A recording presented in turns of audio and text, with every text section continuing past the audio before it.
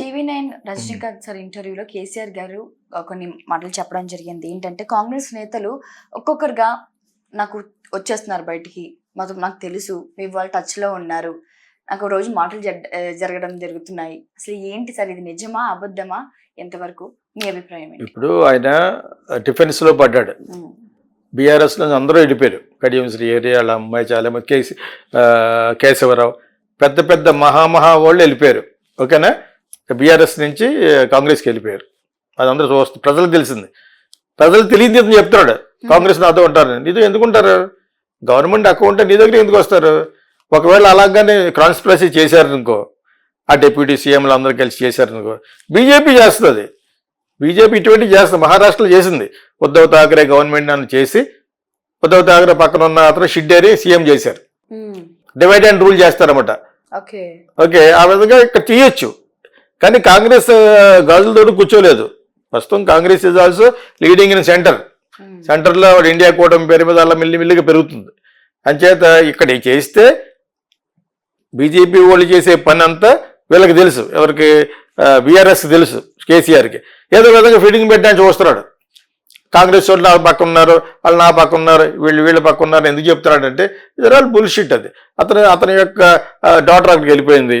ఓకేనా, ఇప్పుడు బీజేపీ వాళ్ళు ఏం చేద్దాం, రేవంత్ రెడ్డి పడుకొట్టేద్దామా? నేను రెడీ సార్ అంటాడు. రెడీ సార్ అంటే నీ దగ్గర ఉన్న వాళ్ళే అక్కడికి వెళ్ళిపోయారు కదా. నువ్వు రెడీ సార్ అంటావు, నీ దగ్గర ఉన్న క్యాండిడేట్లు అక్కడికి వెళ్ళిపోయారు. నీ క్యాండిడేట్ కంటెస్ట్ చేయడానికి లేరు నీ దగ్గర.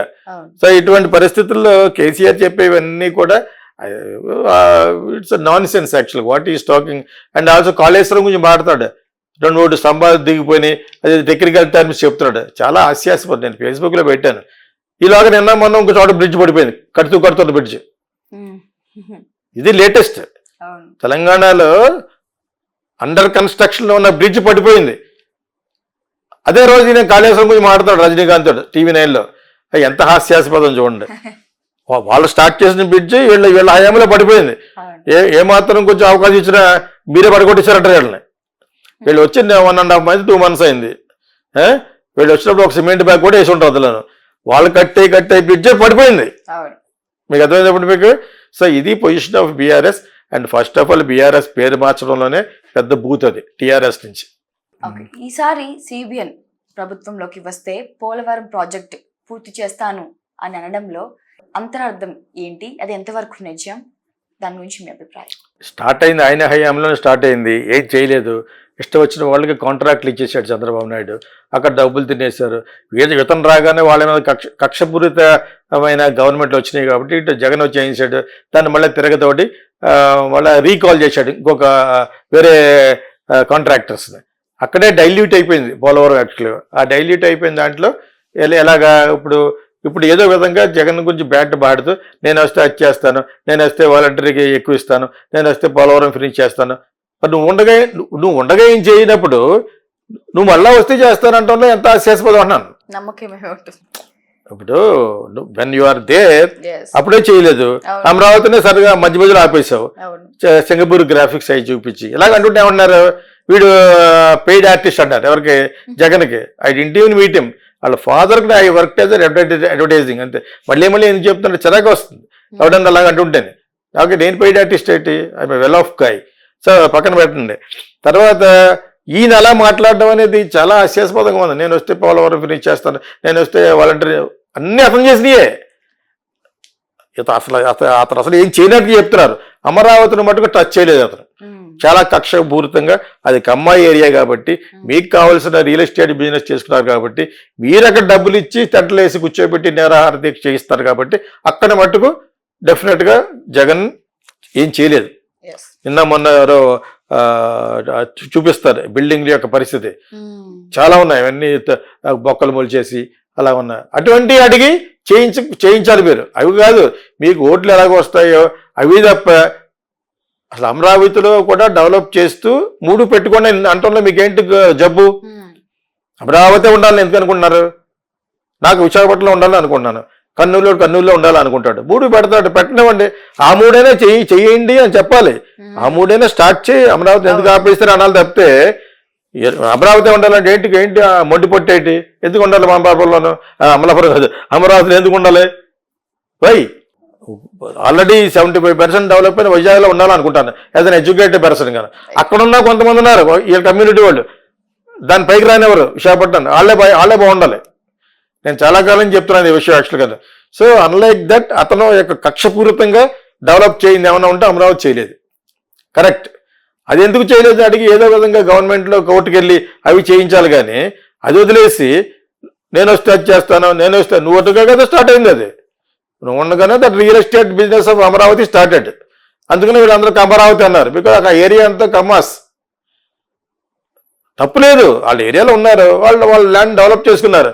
But at the same time Kurnool కూడా డెవలప్ అవుతుంది హైకోర్టులో కట్టడం వలన. సో అదేవిధంగా Visakhapatnam already developed, it's city of destiny అంటారు. దాన్ని ఎందుకు వద్దంటారు? విశాఖపట్నంలో వద్దని అపోజ్ చేసే వాళ్ళకి మళ్ళా చెప్తున్నాను, వై వీళ్ళకి అంత లోపు అయిపోయింది బీజేపీకి. అవసరమైతే స్టీల్ ప్లాంట్ కూడా అమ్మేద్దామని చెప్పేసి బేరం పెట్టేశారు. మనం ఎలా కొట్టుకుంటే ఎలా ఉంటుంది అలాగే ఉంటుంది. బీజేపీకి సదరన్ స్టేట్లో ఓట్లు రావట్లేదు కాబట్టి they are playing with AP, Karnataka, Tamil Nadu. వాళ్ళకి దూకలేని చెల్లవు. తమిళనాడులో ఒక్క సీటు కూడా రాదంటున్నారు ఇప్పుడు బీజేపీకి. ఒక అన్నామలై ఆయన తప్ప ఆయన కూడా రాకపోవచ్చు. అంచేత అదేవిధంగా కర్ణాటకలో వీళ్ళ ఫుట్ హోల్డ్ పోయింది బీజేపీ. అదేవిధంగా వీళ్ళు ప్లే చేస్తారు డివైడ్ అండ్ రూల్ కింద. చాలా మనం కొట్టుకుంటున్నాం. అయినా కూడా మోడీ గారినే పట్టుకుని వదలకుండా ఎందుకున్నాడు జగన్? జైలుకి వెళ్ళిపోతాడు. లేకపోతే వాళ్ళు ఆ పాలిటిక్స్ మొదలుపెట్టారు, బ్లాక్ మెయిలింగ్ పాలిటిక్స్. ఆ ప్రమాదం ఎదురుగా ఉంది చంద్రబాబు నాయుడుకు. బికాజ్ పర్సనల్గా మోడీ గారు చంద్రబాబు నాయుడు హేట్ చేస్తాడు. అండ్ ఆల్సో వాళ్ళు 3.5 to 4%. పవన్ కళ్యాణ్ ఎందుకు పెట్టినాడు పక్కన? ఇది గెలిచినా గెలవకపోయినా 27% రిప్రజెంటేటివ్ అవుతాను. 27% కాపులకి రిప్రజెంటేటివ్ అవుతాను. అంచేత అతను సపోర్ట్ ఎప్పుడు ఉంటుంది, ఓడిపోయినా ఉంటుంది. అర్థమైందా? ఓడిపోతే చంద్రబాబు నాయుడుకు ఉండదు, జైలుకి వెళ్ళిపోతాడు. ఓడిపోతే జగన్ కూడా ఉండదు. అదేందా? 6-7% రెడ్డిస్, వీళ్ళు వచ్చి 3.5 to 4% కమ్మాస్. వాళ్ళకి తెలియదా? వాళ్ళకి ఈ పక్క అన్ని కూడా వాళ్ళకి అనాలిసిస్ తెలుసు. అండ్ ఆల్సో పర్సనల్గా మోడీ గారిని హట్ చేసాడు ఇతను. ఒక ఎన్డీఏలో ప్రెసిడెంట్గా చైర్మన్గా ఉన్నప్పుడు చంద్రబాబు నాయుడు మోడీ గారికి హెల్ప్ చేయలేదు. ఆ కక్ష మనసులో పెట్టేసుకున్నాడు ఆయన. అది sir, our prime minister Shri Narendra Modi గారు రాజస్థాన్లో మేనిఫెస్టో మరియు ముస్లిం మీద విరుచుకుపడ్డారు. దాని గురించి మీ అభిప్రాయం ఏంటి? రాజస్థాన్లో ఆయన మేనిఫెస్టో కాదు, కాంగ్రెస్ మేనిఫెస్టోని, కాంగ్రెస్లో ఉన్న మేనిఫెస్టో ఉంటుంది కదా, దాన్ని క్రిటిసైజ్ చేస్తూ కొంచెం అహెడ్ వెళ్ళి కొంచెం అసభ్యంగా మాట్లాడాడు. రాజకీయ సభ్యత అంటారు దాన్ని. రాజకీయంగా అసభ్యంగా ఎందుకు మాట్లాడాడంటే, ఎప్పుడో మన్మోహన్ సింగ్ గారు is the best prime minister, చాలా మంచి వ్యక్తి, గొప్ప వ్యక్తి అయిన మన్మోహన్ సింగ్ గారు ఆయన ఒక పార్లమెంట్లో స్పీచ్ ఇచ్చినప్పుడు దేశంలో ఉన్న మైనారిటీస్ అంటే ఎవరు, ముస్లిమ్స్, బీసీలు, ఎస్టీలు అందరినీ ఉద్దేశించు, తర్వాత ముస్లిమ్స్ అనే మాట లాస్ట్లో అని, మన దేశంలో వచ్చిన ఆదాయంలో ఒక భాగం, ఫస్ట్ భాగం వాళ్ళకే వెళ్ళాలి అన్నాడు. అది ఇప్పుడు పట్టుకొచ్చారు. అది ఎప్పుడుది? ఒక ఆయన ప్రైమ్ మినిస్టర్గా ఉన్న టైంలో, మీకు అర్థమైనప్పుడు 80s ఎప్పుడో. సో అది పట్టుకొచ్చి ఈయన ఇష్టం వచ్చినట్టు పడ్డాడు.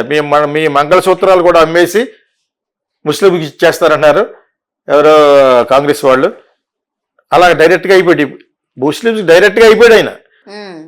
మీ పుస్తులు కూడా అమ్మేసి ఆ డబ్బంతా కూడా ముస్లింస్కి ధారాదత్తం చేస్తారట అని చెప్పేసి మాట్లాడడం అనేది చాలా పెద్ద అప్రూవర్గా ఉంది. అప్పుడు చాలా పెద్ద వాట్ యు కాల్ దట్ బజ్లో ఉంది యాక్చువల్గా నేషనల్ లెవెల్లో మోడీ గారు ఇలాగ మాట్లాడడంతో. అంటే దేశానికి కావలసిన మొట్టమొదటి వ్యక్తి, దేశ ప్రజల యొక్క సంరక్షణ కోరవలసిన మోడీ గారు ఒక ప్రైమ్ మినిస్టర్ ఇలా మాట్లాడతాడా?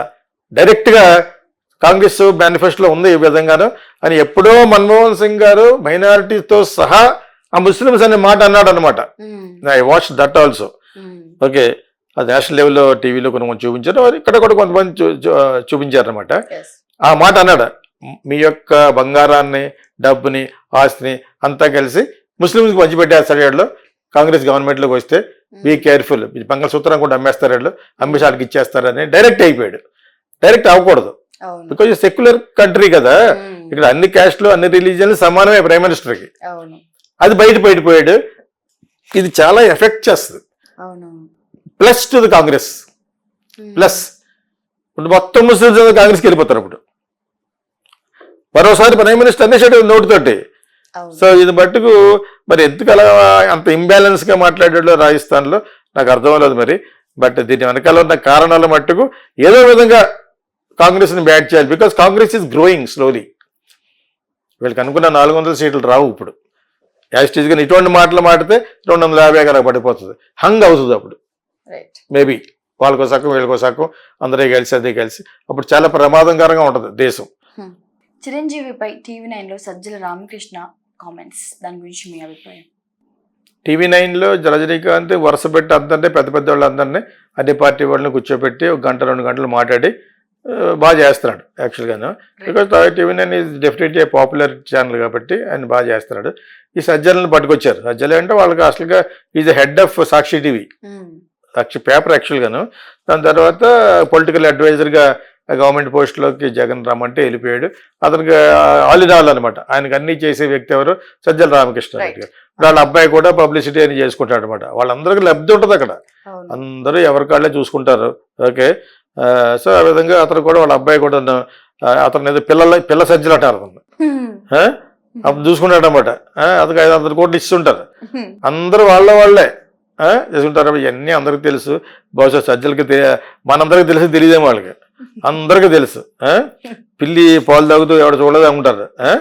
అంచేత అవన్నీ అందరికీ తెలుసు, నాకు ఎస్పెషల్ నాకు తెలుసు. So what ever it is, అతను మిగతా వాళ్ళందరూ కూడా డెవలప్మెంట్ చేస్తానంటే అతను రెస్పాండ్ కాడు. ఎవరు మేము ఒకసారి సజెషన్ ఇవ్వడం ట్రై చేసాం, రెస్పాండ్ ఎందుకు కాడు? రెస్పాండ్ అయితే వాళ్ళ అబ్బాయికి పోద్దని, వాళ్ళ అబ్బాయికి మరి కూడా పోద్దని.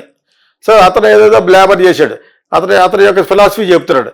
ఆ ఫిలాసఫీ చెప్తున్న విషయంలో ఈ మధ్యన 5 కోట్ల రూపాయలు అతనికి ఇవ్వటం, చిరంజీవి పవన్ కళ్యాణ్కి ఇవ్వటం. And at the same time అతను చాలా కామెంట్ చేశాడు వీళ్ళకి ఫర్గా, కూటమికి ఫర్గా.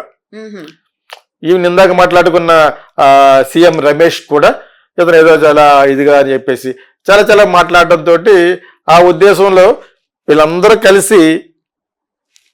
కలిస్తే ఆ పర్సంటేజ్ అంతా కలిసి డెఫినెట్గా జగన్ దెబ్బ కదా అంటే, మీరు అలాగ అనుకుంటారు, మేము అలాగ అనుకుంటలేదు, మా పాలసీ డిఫరెంట్ యాక్చువల్గాను, మేము ఇంకా చాలా దగ్గర అయ్యాం ప్రజలకి అంచేత మా పాలసీ అలాగ ఉంటూనే ఉంటుంది. ఇది అప్పుడు ఇతను ఒక ఫిలాసఫీ చెప్పాడు, 10+2+3 ఆ టైప్లో ఎప్పటికైనా పెరుగుద్ది కదా ఒక పర్సంటేజ్ అని. రజనీకాంత్ అంటే అలా కాదు, మా పాలసీ ఏంటంటే వాళ్ళు 2 జీరోలు కలిసి ఇంకో జీరోతో కలిస్తే జీరోయే కదా అన్నాడు. ఎవడ సజ్జల కూడా మరి అతను కూడా ఎడిటోరియల్లో ఉన్నాడు. అతను ఈజ్ అన్ ఇంటెలిజెంట్ మ్యాన్. కాకపోతే ఫైనల్గా వాళ్ళ స్వార్థం వాళ్ళు చూసుకుంటారు అంతే. అవి జగన్ తెలియకపోవచ్చు. జగన్ ఎన్నెన్ని చూస్తాడు, ప్లస్ జగన్ హెల్ప్లెస్ అయిపోయాడు. జగన్ ఎక్స్ప్రెషన్స్ మారిపోయినాయి.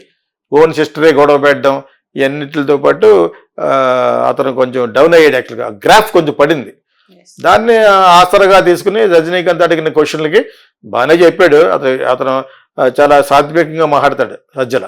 అతను నాకు రోజున ప్లస్ పాయింట్ అది. ఒక 100 మంది చచ్చిపోయారు అనే విషయం కూడా నవ్వుతూ చెప్తాడు అనమాట. అంచేత ఆ టైప్ మనిషి అతను. అంచేత అంటే ఇటువంటి వాళ్ళు ఎక్కువ జగన్ నమ్మటం వల్ల కూడా కొంచెం జగన్ దెబ్బ వచ్చింది. అడ్వైజ్ ఇచ్చేవాళ్ళు కూడా has to have a critical mind what is happening other side of the shore.